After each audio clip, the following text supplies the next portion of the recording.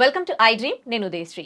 విదేశాలకు education purpose వెళ్ళి అక్కడే సెటిల్ అవ్వాలనే స్టూడెంట్స్కి ప్రెజెంట్ బయటి దేశాలలో పరిస్థితి ఏ విధంగా ఉంది, ఏ కంట్రీలో బాగుంది, ఏ కంట్రీకి వెళ్తే బాగుంటుంది, సజెషన్స్ ఇవ్వడానికి మనతో ఉన్నారు ఇమిగ్రేషన్ లాయర్ సంతోష్ కుమార్ సలాది. మాట్లాడదాం. నమస్తే అండి, వెల్కమ్ టు అవర్ స్టూడియో. ఎక్కువగా మన ఇండియన్స్ వెళ్ళేది యుఎస్, ఆ తర్వాత యూకే, ఆ తర్వాత చాలా కంట్రీస్కి వెళ్తూ ఉంటారు. కానీ ప్రెసెంట్ ఏ కంట్రీ గురించి మనం మాట్లాడుకున్నా యుఎస్ అయితే అక్కడ మన ఇండియన్స్ జాబ్స్ పోతూ ఉన్నాయి. మనకు అసలు యూనివర్సిటీలో కూడా రాని పరిస్థితి, చాలా చాలా ఇష్యూస్ ఉన్నాయి. సో ఇప్పుడున్న సిచ్యువేషన్, మళ్ళీ రష్యా, యుక్రెయిన్, ఇన్ని కంట్రీస్ లో ఇన్ని ప్రాబ్లమ్స్ ఉన్నాయి. అయినప్పటికీ స్టూడెంట్స్ కొంతమంది బయటికి వెళ్ళి చదువుకోవడానికే ఇంట్రెస్ట్ చూపిస్తూ ఉన్నారు. సో మీరు ఇప్పుడు ప్రెసెంట్ సిచ్యువేషన్ లో బయటికి వెళ్ళి చదువుకోవాలనే స్టూడెంట్స్ కి మీరు ఇచ్చే సజెషన్స్ ఏంటి? ట్రూ. మీరు అడిగారు కదా, that wear the answer is like geo political thing is connected to everything. So ఇప్పుడు ట్రంప్ టారిఫ్స్ వచ్చినాయని చెప్పి అందరూ ఎడ్యుకేషన్ గురించి అడుగుతున్నారు, but tariffs have nothing to do with education. యాక్చువల్గా టారిఫ్స్ గాట్ ఎక్స్పోర్ట్స్ వీటి మీద ఎఫెక్ట్, కానీ బిఫోర్ టారిఫ్స్ మార్కెట్ డౌన్ ఓవరాల్గా యూఎస్లో. Apart from that Indians problem ఇది. అమెరికా చేసిన ప్రాబ్లం కంటే కూడా ఇండియన్స్ సెల్ఫ్గా చేసుకున్న ప్రాబ్లం ఎక్కువ. జనరల్ ఏంటంటే మాస్టర్స్ మన వాళ్ళు ఎందుకు వెళ్తారు? చదువుకోవడం, ఎంఎస్ చేయడానికి, ఆ పేరు కానీ on the name it's for education, but most of them want to go there to part time చేసుకుంటారు, సెటిల్ అవుతారు. వాళ్ళకి end of the day citizen ఎవరికి వెళ్ళలేదు. అంటే ఇట్స్ ఎ డాలర్ డ్రీమ్. ఇక్కడే కదా చాలా కంట్రీస్లో ఉంది, పర్టికులర్లీ ఇండియాలో తెలుగు స్టేట్, సౌత్ ఇండియాలో చాలా ఎక్కువ ఉంది. మోస్ట్ 25% F1 వీసాలు ఓన్లీ తెలుగు స్టేట్ని పడుతుంది ఇండియా మొత్తం. సో మనలో కొంచెం క్రేజ్ ఎక్కువ ఉంది కదా. అపార్ట్ ఫ్రమ్ దట్ ఇంకా యూకే, యూరోప్ రకరకాల ఆప్షన్స్ ఉన్నాయి కదా, దే ఆర్ గోయింగ్ ఆన్. యూఎస్లో ప్రాబ్లం ఏంటంటే మాస్టర్స్కి వెళ్తారు కదా, వెళ్ళాక వీళ్ళకి స్పెషల్ అడ్వాంటేజ్ ఏంటంటే ఎక్స్పోజర్ అని కామన్. వీళ్ళు పర్టికులర్గా వెళ్ళే రీజన్ ఏంటంటే క్యాప్ కోటా. H1B మీకు ఐడియా ఉన్న వీసానే కదా. యూఎస్కి ఎవరన్నా స్టూడెంట్ కానీ ఎనీ ఫారినర్ వెళ్ళినప్పుడు ఒక ఫారెన్ స్కిల్డ్ వర్కర్ అక్కడ పనిచేయడానికి H1B అనేది ఒక వీసా నేమ్, అది జస్ట్ ఇట్స్ ఎ నేమ్. అలాగే స్టూడెంట్ వీసా F1కి వెళ్ళే పిల్లలకి ఏంటంటే 45,000 H1 కోటా పెట్టారు, దాన్ని క్యాప్ కోటా అంటారు, జస్ట్ లైక్ రిజర్వేషన్. ఎవరైతే మాస్టర్స్ ఇంత ఖర్చు పెట్టి ఇండియా వస్తున్నారు కదా, ఇండియన్స్ కానీ అబ్రాడ్ ఎవరు వచ్చినా, అమెరికన్స్ ఏం అట్రాక్ట్ చేయడానికి ఇది 1990, 80s నుంచి ఉన్న పాలసీ. ఆ 45,000 క్యాప్ కోటా అంటే ఇప్పటికీ అదే ఉంది. ఆ రోజులు ఎంతమంది వెళ్ళేవారండి? మీకు తెలిసిన వాళ్ళు కూడా ఎంతమంది వెళ్తారు? చాలా తక్కువ కదా. ఇప్పుడు గల్లీకి ఇద్దరు వెళ్తున్నారు. సో ట్రూ తెలుగు స్టేట్ నుంచే 1,00,000 మంది వెళ్తున్నారు. ఈవెన్ లాస్ట్ 24-23 అకాడమిక్ ఇయర్ చూసుకున్నా మీకు 80,000 వీసాస్ తెలుగు స్టేట్ నుంచి పడినాయి. సో ఇండియాలో తెలుగు స్టేట్స్ కాకుండా గుజరాత్లో హెవీ మార్కెట్ ఉంది, తమిళనాడు ఉంది, చాలా స్టేట్స్ నుంచి ఉన్నాయి, ఈవెన్ మహారాష్ట్ర. వీళ్ళందరూ కలిపి ఒక 1,20,000 ఇండియన్సే వస్తే ఈ క్యాప్ కోట 45,000 అలాగే ఉంటుంది. ఇది మారదు, ఇది ఫిక్స్డ్ నెంబర్, కానీ జనం పెరిగిపోతున్నారు కదా. సో ఈ ఇయర్ ఈ 1,20,000 మాస్టర్స్ చేసిన వాళ్ళు ఒక 45,000 మంది వీసా కొట్టారు, ఫైన్. నెక్స్ట్ ఇయర్ వీళ్ళు ఉండేవారు, ఎందుకంటే యూఎస్లో వీసాకి వెళ్తారు కదా మాస్టర్స్కి. 5 years వీసా వస్తుంది మీకు, F1 ఎవరు అప్లై చేసిన. 5 years వీసాలో 2 years masters, 3 years post masters. ఈ 3 years వాళ్ళు అక్కడ అమెరికాలో ఉండి లీగల్గా ఏమన్నా చేసుకునే రైట్ వస్తుంది కాబట్టి వీళ్ళని డబ్బులు ఖర్చు పెట్టి వెళ్తున్నారు. ఇక్కడ పాయింట్ నెంబర్ 1.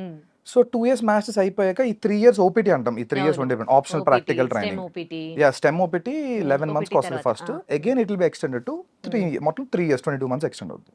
సో ఈ స్టెమ్ ఓపీటీలో ఉన్న పిల్లలు 45,000 ఇయర్ సెలెక్ట్ అయ్యారు అనుకుందాం క్యాప్ లో. మిగిలిన వాళ్ళు ఏమవుతారు? నెక్స్ట్ ఇయర్ అప్లై చేస్తారు. నెక్స్ట్ ఇయర్ మళ్ళీ ఒక 1,00,000 మంది వస్తున్నారు కదా. So it's becoming a loop. ఆ లూప్ లో తిరుగుతున్నారు అందరూ. మాస్టర్స్ చేస్తున్నారు, ఓపీటీ వస్తుంది, H1 వేసుకుంటున్నారు, పిక్ అయిన వాడికి అవుతుంది, అవన వాళ్ళు మళ్ళీ నెక్స్ట్ ఇయర్ ఆ 3 years టైం పాస్ చేస్తారు. ఒక ఇయర్ అవ్వాలా, సెకండ్ ఇయర్ అవ్వాలా, 3 years అవ్వాలా, ఏం చేయాలి? బ్యాక్ వచ్చేయాలి ఇండియాకి, అంతే. సో ఇది ఎప్పటి నుంచి ఉన్న రూల్, ఇది కొత్తగా రాలా ఓపీటీ టీమ్. బట్ ఏంటంటే ఇండియన్స్ తెలుగు వాళ్ళు ఎక్కువైపోయారు పోస్ట్ కోవిడ్, చాలా మంది వెళ్ళిపోవడం, అంటే ఓవరాల్ ఐటీ బూమ్ అయింది కాబట్టి. That's a big disadvantage. అది కాకుండా ఈ 3 years ఓపీటీలు ఏదైతే ఉందో, యాక్చువల్ ఓపీటీ అంటే పేరులోనే ఉంది కదా, ఆప్షనల్ ప్రాక్టికల్ ట్రైనింగ్. వీళ్ళు ఒక ఇంటర్న్ గా ఎక్కడైనా పని చేసుకోవాలి, కానీ తెలుగు వాళ్ళు కానీ ఇండియన్స్ ఓవరాల్ గా అది చేయరు. వాళ్ళు వెళ్ళి అన్ని రెస్టారెంట్లో, కెఫేల్లో ఎక్కడ పడితే అక్కడ చేస్తారు. That's illegal. సో వాళ్ళు ఏం చేస్తారంటే కొత్తగా ఏమి రూల్స్ పెట్టాల, ఉన్న రూల్స్ స్ట్రిక్ట్ గా ఫాలో అవుతున్నారు అంతే. So it's already return rule. Student part time గా ఉన్నప్పుడు 20 years చేసుకోవాలి, అది క్యాంపస్ లో చేయాలి. లేదు నువ్వు ఓపీటీలో ఉన్నావు అంటే నువ్వు ఏ డొమైన్లో చదువుకున్నావో ఆ కన్సర్న్ కంపెనీ ఇంటర్న్షిప్ సంథింగ్ చేయాలి, అంతేగాని ఇక్కడ ఒకటి చేసి వాళ్ళు వేరే చోట ఫుల్ టైం జాబ్ చేస్తే ఇల్లీగలే కదా. నాకు ఒక డౌట్ అండి, స్టూడెంట్స్ అందరు ఇక్కడ లోన్స్ పెట్టి అంటే లక్షల్లో ఏదో వాళ్ళ దగ్గర డబ్బులు పట్టుకొని వెళ్తారు కదా, అక్కడికి వెళ్ళినాక వాళ్ళు ఎడ్యుకేషన్ తక్కువ, పార్ట్ టైం ఎక్కువ చేస్తారు కదా, వాళ్ళు నాలెడ్జ్ ఎక్కడ గెయిన్ చేస్తారు? వాళ్ళకి ఇప్పటి వరకు ఇన్ని ఇయర్స్ నుంచి జాబ్ వచ్చిన వాళ్ళకి జాబ్స్ ఎట్లా వస్తున్నాయి నాలెడ్జ్ లేకుండా? Correct point. ఇక్కడ ఏంటంటే ఇది ఒక పెద్ద, ఐ మీన్ చాలా పెద్ద సీక్రెట్ ఇది, ఇప్పుడు నేను చెప్తే చాలా మంది హర్ట్ కూడా అవుతారు. Indians are purely consultancy based. Indians particular Telugu వాళ్ళు యూఎస్ లో మొత్తం ఎడ్యుకేషన్ నుంచి జాబ్ వరకు కన్సల్టెన్సీ రన్ అవుతాయి. దే విల్ కాల్ బ్యూటిఫుల్ గా దాన్ని ఫ్యాన్సీగా స్టాఫింగ్ ఏజెంట్స్ అంటారు. So it's 70-30 80-20 proportionate job. So వీళ్ళు ఏం వచ్చినా రాకపోయినా the so call staffing agents or consultancies will take care of them. వాళ్ళు గెస్ట్ హౌస్ రన్ చేస్తూ ఉంటారు. ఎంఎస్ అయిపోయినాక పిల్లలకి ఏంటి, అబ్రాడ్ లో హైయెస్ట్ ఎక్స్పెండిచర్ ఫుడ్ లివింగేగా, ప్రతి నెల ఖర్చు ఆల్మోస్ట్ $2,000 అవుతుంది. అది గెస్ట్ హౌస్ ఫ్రీగా ప్రొవైడ్ చేస్తాయి. వీళ్ళకి వీళ్ళే ట్రైన్ చేస్తారు, వీళ్ళే అన్ని పెడతారు, ఫేక్ గానీ వాట్ ఎవర్ అన్ని. సో పెట్టి వీళ్ళకి ఒక 10 years 8 years ఉన్నోళ్ళలాగా ప్రొజెక్ట్ చేసి మార్కెట్ లో తీసుకెళ్తారు. వాడికి రియల్ టైం అదేం రాదు కదా, ఈవెన్ ఇంటర్వ్యూస్ కూడా ప్రాక్సీలతో చేస్తారు. సో వాళ్ళు అక్కడికి వెళ్ళిపోయి దిల్ మేనేజ్ సమ్హౌ. ఇది ఒకప్పుడు నడిచింది, మార్కెట్ బల్క్ లో ఉన్నప్పుడు అది ఏం చేసి నడిచింది. కానీ మార్కెట్ ఇప్పుడు ప్రిసైజ్ అయింది. ఈవెన్ టెక్ లో కూడా అందరిని ఉంచుకోవట్లేదు, ఫుల్ స్టాక్ లో ఇంపార్టెంట్ వాళ్ళు ఉంటున్నారు. ఈవెన్ ఇండియాలో కూడా మాస్ లే ఆఫ్ చూస్తున్నాం కదా మనం. సో అది కొంచెం ఎక్కువ ఉంది అంతే తప్ప tariffs have nothing to do with education. But tariffs వల్ల ఏంటంటే ఇన్ఫ్లేషన్ పెరిగింది. మీరు మళ్ళీ అగైన్ ఫస్ట్ పాయింట్, వీళ్ళకి ఎవ్రీ మంత్ ఎక్స్పెన్స్ అవుతాయి. పార్ట్ టైం దేనికి చేస్తున్నారు మీరు, ఏంటంటే లోన్, ఎగ్జాక్ట్లీ లోన్స్ ఉన్నాయి కదా, ఈ లోన్ అమౌంట్ కష్టపడి వస్తున్నారండి అంతే. వీళ్ళు 2-3 years ఉంటున్నారు, మాస్టర్స్ కట్టుకుంటున్నారు. ఈ 2 years పార్ట్ టైం చేసినప్పుడు తినడానికి సరిపోతున్నాయి, పెద్ద మిగలట్లా. ఆ లోన్ తీర్చుకొని వస్తే చాలని ఫీల్ అవుతుంది. ఇది ఓపెన్ చాలా మందికి తెలిసిందే కానీ బయటకు చెప్పుకోరు. అగైన్ ఈ స్టాఫింగ్ ఏజెన్సీస్ కన్సల్టెన్సీ అనేది ఒకప్పుడు బాగా పనిచేసేవి, అది ప్రాబ్లం. ఇప్పుడు వాళ్ళకి కూడా కొంచెం టఫ్ అయింది, ఎందుకంటే ఈ ఇమిగ్రేషన్ క్రాక్ డౌన్ అవడం వల్ల ఫేక్ H1 అవి పెట్టేవారు కదా, అవన్నీ క్రాక్ డౌన్ చేస్తున్నారు. మరి ఇంకా కొంతమంది ఏమంటారంటే ఇది ఇంకా తాత్కాలికం కాదు, just for few more years, ఆ తర్వాత సిచువేషన్ మంచిగా అయిపోతుంది అక్కడ. I don't think so because I am not someone authoritative to tell that, but as per my analysis I don't think so. It's done. ఎందుకంటే లక్షల మంది స్టాగ్నెంట్ అయిపోయారు, ఒక 15 లక్షల మంది స్టాగ్నెంట్ అయ్యారు. సో 15 లక్షల మంది స్టాగ్నెంట్ అయినప్పుడు 50,000 చెప్పని వేసుకున్నా వాళ్ళకి ఎన్ని ఏళ్ళు పడుతుంది, వాళ్ళు రావడానికి ఒక 25-30 years అవుతుంది. అపార్ట్ ఫ్రమ్ దట్ కొత్త వాళ్ళు వస్తారు. అండ్ అమెరికన్స్ ఎలా ఉన్నారంటే they are not at all favourable for new laws favouring the immigrants. అసలు ఉన్నవే పీకేమంటున్నారు. సో కొత్తగా వీళ్ళ కోసం లా తెచ్చి 2 lakhs ఇస్తాం అనేది అసలు జరగదు, ఇంపాసిబుల్, పొలిటికల్ అవ్వదు. So even that. ఇంకోటి ఏంటంటే అమెరికాలో యూనివర్సిటీలకి అండ్ గవర్నమెంట్ కి ఏం సంబంధం ఉండదు. అంటే ఇప్పుడు ట్రంప్ ఇన్వాల్వ్ అవుతూ ఉన్నారు కదా, ఇప్పుడు యూనివర్సిటీస్ అంటే బయట దేశాలలో స్టూడెంట్స్ ని ఇప్పుడు యూనివర్సిటీ చూస్తున్నాం కదా, మరి గవర్నమెంట్ కి సంబంధం ఏం లేదు కదా. అమెరికా అనేది ఒక క్యాపిటలిస్టిక్ ఎకానమీ, అక్కడ డబ్బుతోనే ప్రతిదీ నడుస్తుంది. Because they go for that, they have official lobbying to. అందుకనే ఇండియాలో లాబింగ్ ఇల్లీగల్ కదా, but US lobbying legal. So American universities Indian కానీ ఏషియన్స్ రాకపోతే ఇప్పుడు అడుక్కు తింటున్నాయి ఓపెన్ గా. చాలా యూనివర్సిటీస్ కి ఫ్యాకల్టీస్ పే చేసే పొజిషన్ లేదు, రీసెర్చ్ ఫెసిలిటీ డబ్బులు కట్టే పరిస్థితి లేదు. సో యూనివర్సిటీ దృష్టిలో ఏంటి, my balance sheet should be good always. నాకు డబ్బులు కావాలి, సో నేను బ్యాలెన్స్ షీట్ రన్ చేసుకోవాలి, అంతే కదా ఎనీ ఆర్గనైజేషన్ డూస్. గవర్నమెంట్ ఏమన్నది, మాకు political, government runs on political favours. Politically వాళ్ళు ఇంపల్స్ గా ఉన్నారు, ఇమిగ్రెంట్స్ మాకు వద్దనేదే ట్రంప్ నినాదం కదా. సో అదే కోర్టులో పెండింగ్ లో ఉన్నాయి కదా ఇప్పుడు. అంటే యూనివర్సిటీ రోల్ చాలా చిన్నదండి. యూనివర్సిటీ F1 వీసా ఇవ్వడానికి మీకు I-20 ఇస్తుంది. వీసా ఎవరు ఇవ్వాలి, ఎంబసీ ఇవ్వాలి కదా. Embassy policy dictate second president. ఈ ఇంటేక్ అసలు ఆల్మోస్ట్ పిల్లలే తక్కువ మంది అప్లై చేశారు. ఈవెన్ తక్కువ మంది అప్లై చేసిన వాళ్ళు కూడా 1-2 క్వశ్చన్ రిజెక్ట్ చేశారు. నిన్న మొన్న రెడ్డిట్ లో ట్రెండ్ అవుతుంది, F1 ఇంటర్వ్యూ గై పెట్టాడు, ఇట్స్ టూ మచ్. అండ్ ఒకటే క్వశ్చన్ అడిగారు, ఒక గై IITian, వాడికి వీసా ఇవ్వలేదు. Because they have a limit, ఇంతవరకే ఇవ్వండి అనేది. ఇప్పుడు కరోనా టైంలో వాళ్ళకి ఓపెన్ హ్యాండ్ ఇచ్చారు అక్కడ యూనివర్సిటీలో బతకాలని చెప్పి. వద్దన్న వీసా అసలు జస్ట్ వెళ్తే, నాకు తెలిసిన ఎన్నో కొంత స్టూడెంట్స్ క్వశ్చన్ కూడా అడగకుండా వీసా తీసుకుని ఉన్నారు. జస్ట్ 1-2 క్వశ్చన్ అడిగి ఇప్పుడు అదే 1-2 క్వశ్చన్ రిజెక్ట్ చేస్తున్నారు. రాజు తలుచుకుంటే దెబ్బలు కొదవంటారు చూసారా. సో అంతే. మరి ఎట్లా అంటే ఇప్పుడు చాలా మంది జాబ్స్ పోతూ ఉన్నాయి, కానీ అక్కడ నుంచి తిరిగి బ్యాక్ ఇండియాకి వచ్చేస్తున్న వాళ్ళ పర్సెంటేజ్ చూస్తే అయితే జాబ్ రాని వాళ్ళందరూ ఏం రావట్లేదు, ఇంకా అక్కడే ఉన్నారు. అంటే ఇంకా హోప్స్ ఉన్నది. అదే కదండి మన సొసైటల్ స్టిగ్మా. సో ఒకటి బ్యాక్ వచ్చాడంటే they will see them as a failure. అదొక 50% కారణం. అక్కడే ఏదో ఒక పార్ట్ టైమో ఫుల్ టైమో ఆడ్ జాబ్ చిన్నదో పడదో పడి అక్కడే తిరుగుతున్నారు. ఇంకొంతమంది ఏం చేస్తారంటే PhD ఎన్రోల్ అవడం, వాళ్ళకి ఇంట్రెస్ట్ లేకపోతే జస్ట్ టు స్టే అఫ్లోట్, ఉండాలి అక్కడ ఉంటే చాలు అనే మూడ్ లో ఉన్నారు. Even that's not true. ఎందుకంటే అక్కడ ఏమి ప్రాస్పెక్టివ్ మార్కెట్ లేదు. ఎంత ఉన్నా సపోజ్ ఓపెన్ గా మాట్లాడుకుందాం, F1 అయిపోయింది, H1 వచ్చేసింది, తర్వాత ప్రొసీజర్ ఏంటి, గ్రీన్ కార్డ్ GC కదా. ఇవాళ రోజు ఇండియన్స్ కి GC waiting more than 45 years. అప్పుడు ఇక్కడ పోతాడు కూడా చాలా మంది. అపార్ట్ ఫ్రమ్ దాట్ సిటిజన్షిప్ అనేది ఇంపాసిబుల్ ఇప్పుడున్న టాస్క్లో. సో వీడు ఎన్నాళ్ళు ఉన్నా కెరీర్ బిల్టప్ చేసుకున్నా రాత్రికి వెళ్ళిపోయే పరిస్థితి ఏం చేయగలుగుతాడు? వాడు బిల్టప్ చేసుకుంది నెట్వర్క్ అంతా అక్కడ వదిలేరు కదా. అట్లీస్ట్ వాళ్ళు వదిలేసి కొంతమంది ఒక 4-5 years ఎక్స్పోజర్ రియల్ టైం నేర్చుకున్నాక ఇండియా వస్తే ఆపర్చునిటీస్ ఉన్నాయి స్టిల్. పీపుల్ మే సే అది ఇది బట్ స్టిల్ బెటర్. ఓకే. అక్కడ యూఎస్‌లో కన్సల్టెన్సీస్ వర్క్ చెప్తారా? అసలు ఈ కన్సల్టెన్సీస్ ఎట్లా వర్క్ చేస్తాయి? ఇప్పుడు ఇండియన్స్ జాబ్స్ పోతా ఉన్నాయి. కానీ మళ్ళీ ఇంకా ఇండియన్స్‌కి ఎంఎస్ చేసిన వాళ్ళకి ఇంకా కాల్స్ వస్తూనే ఉంటాయి through consultancy. What it's doing actually? Consultancy ఏం చేస్తాయంటే బెంచ్ సేల్స్ వాళ్ళ దగ్గర 2-3 మోడల్స్ ఉంటాయి. ఇప్పుడు తీసుకున్న హైర్ చేసిన అందరినీ బెంచ్లో పెట్టుకుంటారు. బెంచ్ సేల్స్ అని ఒక టీం పెట్టుకుంటారు.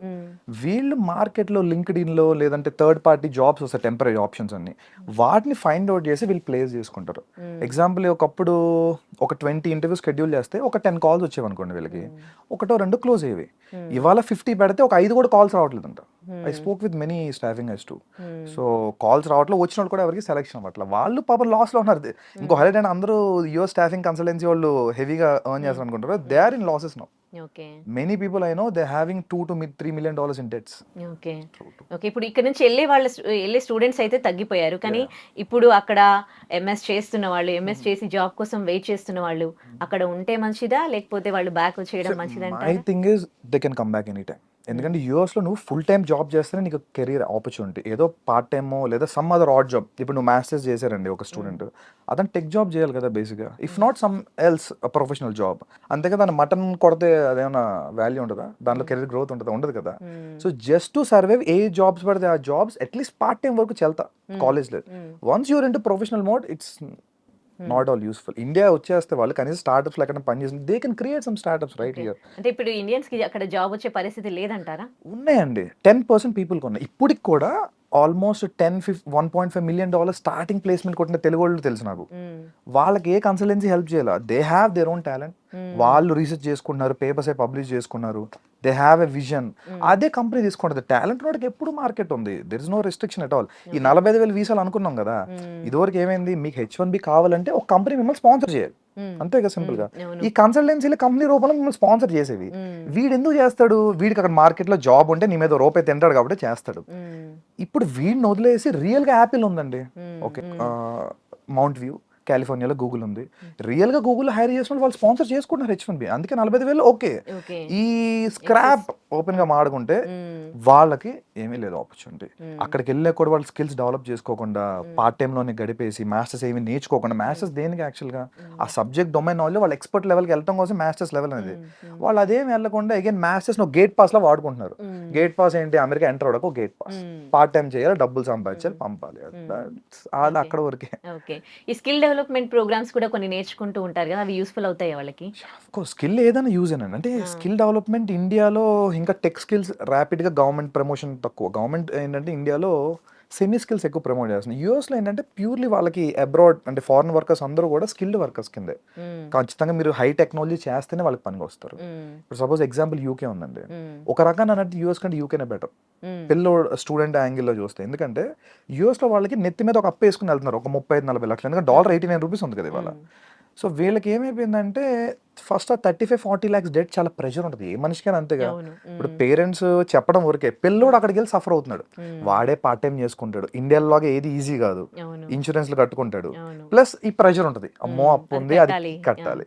యూకేలో ఏంటంటే మీకు ఇంచుమించు 20 lakhs లోపే చాలా చోట్ల మ్యాచ్ అయిపోద్ది. సో వాళ్ళ మీద కొంతవరకు డెట్ ప్రెషర్ తక్కువ ఉంటుంది. I'm not telling UK so good, at least వాళ్ళ ఎక్స్పోజర్ కోసం మాస్టర్స్కి వెళ్ళే వాళ్ళకి ఎప్పుడు కూడా ప్రాబ్లం లేదండి. మేము అక్కడే ఉండిపోవాలి, సిటిజన్ అయిపోవాలి అనుకుంటే మాత్రం అవ్వదు. ఇప్పుడు అంత ఓపెన్ గా లేదు అంతే. అంటే కంట్రీ టు కంట్రీ రిలేషన్షిప్స్ బాగుండట్లేదు కదా, మరి యూకే తో ఇండియాకి ఎట్లా ఉంది? ఎగ్జాక్ట్లీ ఈ పాయింట్. యూకే తో ఇండియాకి చాలా సూపర్ బైలాటరల్ రిలేషన్స్ ఉన్నాయి. ఇప్పుడు recently Modi garu last month UK తో హిస్టారికల్ ట్రేడ్ డీల్ చేసుకున్నాం మనం. Many goods are now with tax free. Suppose ఇప్పుడు మన ఇండియా నుంచి అపెరల్ వెళ్తుంది వరల్డ్ వైడ్ గా, ఈ గార్మెంట్స్ అన్ని కూడా నౌ ట్యాక్స్ ఫ్రీ ఇచ్చారు ట్రేడ్ ఛానల్లో. అలాగే ఎడ్యుకేషన్ వీసాస్ కూడా ఇండియా నుంచి ఎవరైతే యూత్ ఉన్నారో యూత్ మొబిలిటీ వీసాను కొత్తది క్రియేట్ చేసింది ఇమిగ్రేషన్ లాలో యూకేలో, ఓన్లీ ఫర్ ఇండియన్స్. ఒక 30,000 మందికి జస్ట్ మీరు ఏ జాబ్ ఒక్కర్లా, నువ్వు మా కంట్రీలో స్టార్ట్అప్ చేయడానికి కానీ లేదా ఇన్నోవేట్ చేయడానికి వస్తావా రా, వీళ్ళు ఇష్యూ అని వీసా 3 years 2 years వీసా ఏదైనా చెయ్యి, if it is good further గా అప్లై చేసుకో. ఇది ఓపెన్, యూఎస్ లేదు మనకి ఇది. ఈ ట్రేడ్ డీల్స్ వల్ల ఇండియాకి ఉన్న యూకేతో ఉన్న బెనిఫిట్ ఇది. స్టూడెంట్స్ వెళ్తారు కదా మాస్టర్స్ కి, 4 year వీసా వస్తుంది యూకేలో చాలా చోట్ల. 2 year కోర్స్ చేసుకుంటే అగైన్ 2 years ఉంటారు కదా. ఈవెన్ అప్పుడు కూడా వాళ్ళకి ఏమైనా అవ్వకపోతే మొబిలిటీ వీసా ఉంది, something else they will try. And more over అంటే ముందు డెట్ ప్రెషర్ తక్కువ ఉంటుంది. అగైన్ ఓకే, అంటే కొన్ని కోర్సులు చేయడానికి వెళ్ళిన వాళ్ళకి యూకేలో బాగుంటుందా, లేకపోతే ఏది మేనేజ్మెంట్ యూకేలో బాగుంటుంది. Particularly IT is fine, life sciences కూడా okay. And law management top మీకు యూకేలో. లా అండ్ మేనేజ్మెంట్ తెలుగు వాళ్ళు పట్ల ఇంజనీరింగ్ వెళ్తారు కాబట్టి ఓకే. మాస్టర్స్ కూడా ఇంజనీరింగ్ ఐటీ అటు సైడ్ కూడా కొంత చూడొచ్చు. అక్కడే సెటిల్ అవ్వాలనుకుంటే యూకేలో, యూకేలో సెటిల్ అవ్వాలంటే ఫైన్. వాళ్ళు ఒక ట్రాన్స్పరెంట్ సిస్టమ్ తీసుకొచ్చారు. బేసిక్గా మీరు చూసుంటారు మొదట కెనడాకి హెవీగా బూమ్ అయింది. ఒక 2-3 years బ్యాక్ వరకు కెనడా బాగా వెళ్ళారు. ఎందుకంటే కెనడాకి అప్పుడు పాయింటర్ సిస్టమ్ ఉంది. మీరు పిఆర్ రావాలనుకోండి, ఇప్పుడు యూఎస్ లో ఏంటి, ఒక ఆర్బిటరీ సిస్టమ్ ఉంది. మీరు గ్రీన్ కార్డ్ ఫైల్ చేశారు, వాడు వెయిటింగ్ లిస్ట్ పెడతాడు, అంతేగాని మీకు మధ్యలో రీజన్ ఏం చెప్పరు నాకు ఎందుకు వస్తుంది, ఎందుకు రావట్లేదు అని. కెనడాలో ఏంటంటే పాయింటర్ సిస్టమ్ ఉంటుంది. సిఆర్ఎస్ స్కోర్ అంటాం, కాంప్రహెన్సివ్ ర్యాంకింగ్ సిస్టమ్. మీ సిఆర్ఎస్ స్కోర్ చేసుకుంటే మీ 10th 12th మీరు కెనడాలో పని చేశారు లేదా కెనడాలో ఎక్స్పీరియన్స్ ఉంది, ఇవన్నీ ఇమిగ్రేషన్ లాయర్ చూస్తారు. సో మీకు గనక CRS score 740 above direct PR ఇచ్చింది మాంటర్ Canada. So that's why people flocked. 640 నుంచి ఇచ్చుకొచ్చింది 740 వరకు ఇచ్చారు. ఇప్పుడు ఏంటంటే కెనడా ఆపేసింది. వాళ్ళకి చూసాం కదా ఖలిస్తాన్ ఇష్యూస్ ఉన్నాయి, ఇమిగ్రేషన్ ఎక్కువైపోయింది. అగైన్ యూకే ఇప్పుడు పాయింటర్ సిస్టమ్ తెచ్చింది. అంటే నువ్వు మాస్టర్స్ మా దగ్గర చేసావు, ఇన్ని పాయింట్లు ఇస్తాం. ఇక్కడ నువ్వు ఒక 1-2 years ఎక్స్పీరియన్స్ ఉంది, ఇన్ని పాయింట్లు ఇస్తాం. ఇండియాలో కూడా నీకు ఎక్స్పీరియన్స్ ఉంది. అట్లా ఈ పాయింటర్ సిస్టమ్ వల్ల ఏంటంటే ప్రతి ఒక్కరికి ఓపెన్ గా ట్రాన్స్పరెంట్ తెలుసుద్ది.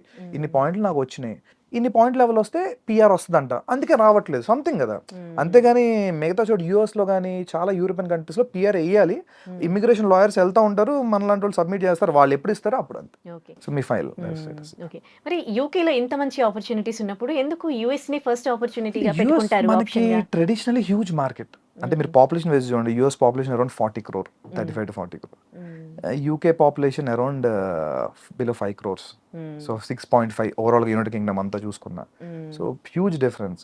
అండ్ ఈ ఫార్చ్యూన్ 500 కంపెనీస్ లో ఏంటంటే ఐటీ, తెలుగు వాళ్ళు లేదా south Indians particularly bulk into IT and IT consulting services.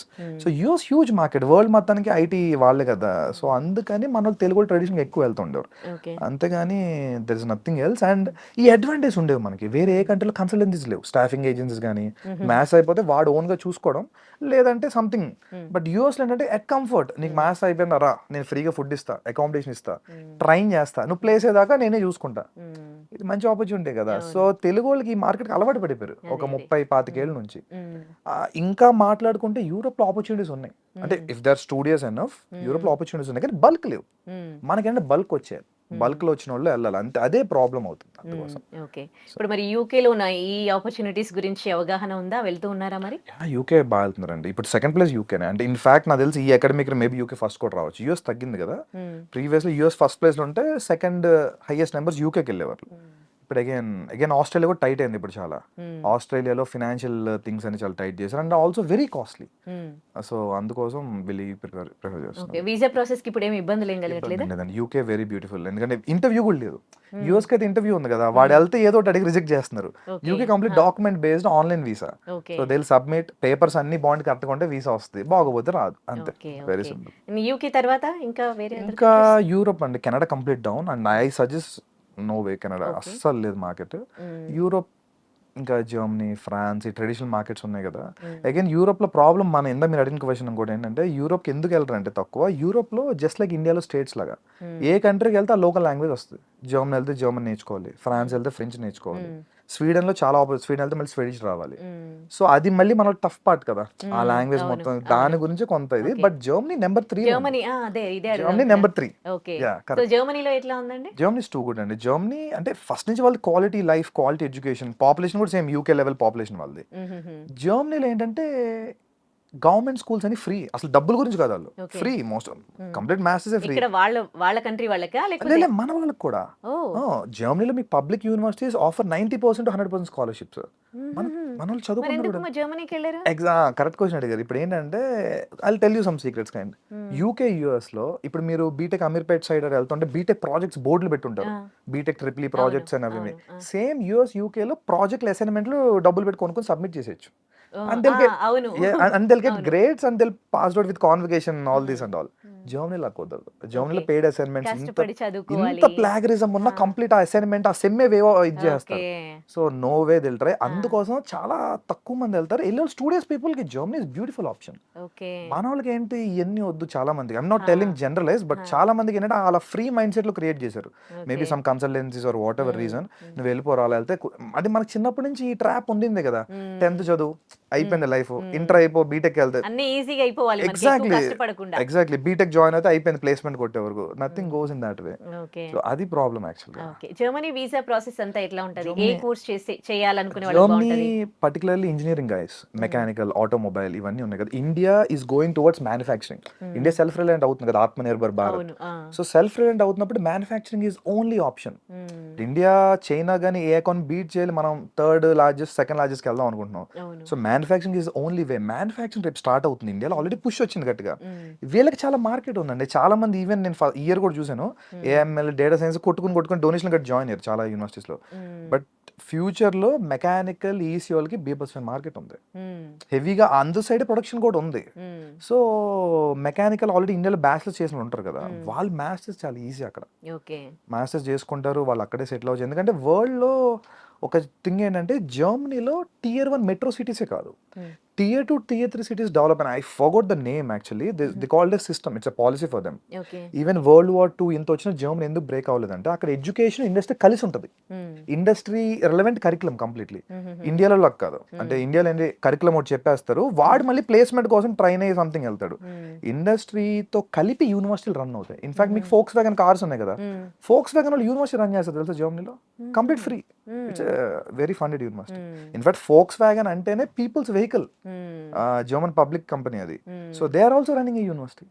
ఇంకో డౌట్ జర్మనీలో వాళ్ళ లాంగ్వేజ్‌లో ఉంటుందా యాహ్! Of course. ఎడ్యుకేషన్? అంటే ఆ! జర్మన్ మీడియం కాకుండా ఇంగ్లీష్ మీడియం ఉంది. చాలా ఓకే. చోట్ల ఎళ్తున్నారు. ఆ! బట్ నేను మీకు ఓపెన్ చెప్తా they speak 50% they converse in German. Okay. అందుకే సో వీసాకి కూడా జర్మనీకి ఉన్న రిక్వైర్మెంట్ ఏంటంటే ఆ! బై ద వీసా టైమ్ కనీసం 2 లెవెల్స్ ఆఫ్ జర్మన్ చేసి ఉండాలి. ఓకే. సో ఆహాహా! అందుకోసం మనోళ్ళు ఇంకో హిండ్రన్స్ ఇందాక ఓకే. ఇదైతే ఉంది ఇంగ్లీష్ మనకి కామన్ ఆ! లాంగ్వేజే కదా! ఆ! సింపుల్‌గా టోఫెల్, ఆ! ఐఎల్టీఎస్ రాసేసి ఎళ్ళిపోతారు ఒక నెల కోచింగ్ యాహ్! తీసుకొని. ఓకే. బట్ మీకు లాంగ్ టర్మ్ ప్లాన్ చేసుకుంటే గనక జర్మనీ చాలా క్వాలిటీ ఆఫ్ కష్టపడే లైఫ్ వాళ్ళకైతే మంచి ఫ్యూచర్ ఉంటది. చాలా ఫ్యూచర్ ఆ! ఉంటుంది. అపార్ట్ ఫ్రమ్ దట్ ఫ్రాన్స్ కూడా సేమ్ వెర్షన్. హ్మ్. ఫ్రాన్స్‌లో కూడా మీకు అంటే ఫ్రాన్స్‌లో ఫ్రీ ఎడ్యుకేషన్ లేదు మోస్ట్‌లీ. But okay. తక్కువ fees below 10 lakhs scholarship. Okay. ఇక్కడ ఇంగ్లీషే గదా! ఫ్రాన్స్‌లో? అగైన్ సేమ్ యూరోప్ అంతా పేరుకి ఇంగ్లీష్ మీడియం అని ఉంటది. సరే. ఆ! But they converse mostly in their vernaculars. Okay. ఇప్పుడు మనమే ఉన్నామండి. హ్మ్. ఇప్పుడు ఇంగ్లీష్ మీడియం ఉంటే స్కూల్‌లో hmm. Faculty will try to talk in the local language right to aha! Understand. Same అంతే. Obviously. So okay. But survive అవ్వాలంటే part times hmm. Local I mean hmm. Taxi, grocery everything మనం లోకల్‌తోని converse చేయాలి. అవును. అందుకోసం మేము కూడా language వచ్చుంటది. కంపల్సరీ ఆ! లోకల్ లాంగ్వేజ్ నేర్చుకోమంటాం. Apart without that they can do nothing. Okay. So, ఇప్పుడెళ్ళాలని అనుకునే స్టూడెంట్స్‌కి మీరిచ్చే సజెషన్స్ ఏంటి? So check your countries. If హ్మ్. Not try to do your own research. అంటే పర్టికులర్ నువ్వు వెళ్తున్న యూనివర్సిటీ ఎంత అవుట్‌కమ్ ఉంది ప్లేస్‌మెంట్. హ్మ్. ఇండియాలో అక్కడ ప్లేస్‌మెంట్ థింగే ఉండదు. హ్మ్. అవుట్‌కమ్స్ తెలుసుకోండి. అక్కడ హ్మ్. మార్కెట్ ఎలా ఉందో చూసుకొని వెళ్ళటమే. హ్మ్. రెస్ట్ మీకు రియల్ టైమ్ ఎడ్యుకేషన్ చేయాలంటే there are n number of opportunities. మీరు చదువుకుని రీసెర్చ్ అంటే. హ్మ్. లేదు నేను పేరుకి మాస్టర్స్ చేస్తా. ఐ వాంట్ హ్మ్. To get something for free అంటే హ్మ్. ఇప్పుడు కొంచెం టఫ్ అయిపోయింది. ఆ సినిమా అయిపోయింది. ఇప్పటి నుంచి ఓకే. టఫ్ డేస్ స్టార్ట్ అయినాయి. ఓకే. యాహ్! అక్కడ ఇప్పుడు ఎంబీఏ చేసి ఇండియాకి బ్యాకొచ్చిన వాళ్ళ యాహ్! పరిస్థితేంటి? ఇక్కడ మన ఇండియాలో యాహ్! ఎట్లా దే ఆర్ ఉన్నాయి? They are well recognised. Even UK అయినా, యూరోప్ అయినా మనకి మంచి మంచి స్కూల్స్ ఉన్నాయి. బెనిఫిట్ ఏంటంటే ఇందులో ఒక అడ్వాంటేజ్ ఉంది మనకి. హ్మ్. సపోజ్ ఇండియాలో ఉన్న కాంపిటీషన్ వల్ల ఇండియాలో ఒక యావరేజ్ బీ స్కూల్ ఒక 20 ఇయర్స్ ఓల్డ్ బీ స్కూల్ కూడా ఇప్పుడు 22 లాక్స్ చార్జ్ చేస్తున్నాయి. బెంగుళూరు రిలయన్స్ గాని, హ్మ్. ముంబై ఎన్‌ఎంసీ ఎవరిని చూసుకున్నా. హ్మ్. వేరేస్ అదే కాస్ట్‌లో మీరు యూకేలో ఒక 150 ఇయర్స్ ఓల్డ్ బీ స్కూల్‌లో చదవచ్చు. Hmm. So it's well recognised right. World wide మీకు ఆపర్చునిటీ ఉంటది. Hmm. They have internship opportunity to ఇంకోటండి అక్కడ ఎంఎస్ అని ఎళ్లి పార్ట్ టైమ్ జాబ్‌లు చేస్తారు తప్ప ఎడ్యుకేషన్ గెయిన్ చేయరు. వాళ్ళకి ఇక్కడికొచ్చినాక ఏం జాబ్స్ ఒస్తాయి? ఏం రావు. హా! రావట్లేదు చాలా మంది గూడా. ఆ! వచ్చినోళ్ళు గూడా దే డూయింగ్ సంథింగ్. ఏం లే అగైన్ మళ్ళీ ఏదో ఒక స్కిల్ నేర్చుకుంటారు. కరెంట్ హ్మ్. ట్రెండ్‌కో టెక్నాలజీ అంతే తప్ప, ఓకే. అసలు ఆ సిస్టమే ఘోరం అయిపోయిందిలెండి. అందుకని ఈ కొలాప్స్ అంతా గూడా. Okay. Because they are not gaining anything new. Hmm. Existing ఉన్న దాంట్లోనే ఉంటున్నారు. కంపెనీకి అది అక్కర్లా. హ్మ్. ఎక్కడోళ్ళని పట్టించుకోవట్లేదు కదా! యాహ్! సో, అదే ప్రాబ్లమ్ అవుతుంది. ఇప్పుడు ఓకే. హెచ్-1బీలో ప్రాబ్లమ్ ఏంటంటే, వాడికి స్పాన్సర్ చేస్తున్నారంటే బోలెడు టాక్సెస్ కట్టాలి. హ్మ్. ఆ థింగ్ అని కంపెనీకి వేస్ట్ కదా! లోకలోడు దొరికేస్తాడు ఆ టాలెంట్‌తో. హ్మ్. అందుకోసం. Okay. So, unless and until you are super talented, you are in demand technology, then no problem. Hmm. Okay. Rest are all average. Okay. అంటే ఇక్కడికొచ్చినాక ఏమన్నా స్పెషల్ ఇవి ఉంటాయి కదా! కోర్సెస్ లాంటివి నేర్చుకుంటే బెస్ట్ అంటారా? యాహ్! ఆల్రెడీ మాస్టర్స్ చేశారు గదా! వాళ్ళందరూ అక్కడ ఏం నాలెడ్జ్ లేదు కదా వాళ్ళకి. yes. అప్పుడు ఇక్కడికి వచ్చినాక ఏదో ఒకటి చేయాలి కదా. ఏదో ఒక ట్రెండింగ్ టెక్నాలజీ నేర్చుకోవడమే ఇందని అన్నట్టు. ఇప్పుడు మార్కెట్ లో ట్రెండింగ్ ఇప్పుడు బిగ్ డేటా హడూప్ నడుస్తుంది అనుకోండి, వాడు అది నేర్చుకుంటాడు వచ్చి ఇక్కడ 2-3 months కోర్స్. ఓకే, దాని Telugu right. Thank you so much for your valuable suggestions to viewers అండి. Thank you. And for more videos, Please subscribe to iDream. Please subscribe to iDream. Please subscribe iDream. And please subscribe to iDream. For more videos, subscribe to iDream. please like, share, and subscribe to the channel. Congratulations, iDream. Subscribe to iDream. Subscribe to iDream. So subscribe to iDream Media. iDream ki iDream team అందరికి huge congratulations. Please subscribe iDream Media. Please subscribe to iDream. Subscribe iDream. Please subscribe to iDream. iDream అంటే నా కళల channel subscribe చేసుకున్న నోరు తిరుగుతలేదు, మీరైతే గంట గుర్తు కొట్టండి. For more such videos, please subscribe to iDream. Subscribe to iDream. Please subscribe to iDream. Please subscribe iDream Media. Please do subscribe to iDream. Please subscribe to iDream Media. For best entertainment and information, please subscribe iDream. And don't forget to subscribe to iDream.